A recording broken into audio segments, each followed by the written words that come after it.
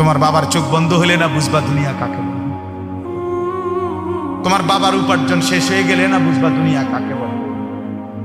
তোমার কাঁধে যখন উপার্জনের দায়িত্ব আসবে তখন না বুঝবা দুনিয়া কাকে বলে। রোজগার কত কষ্ট।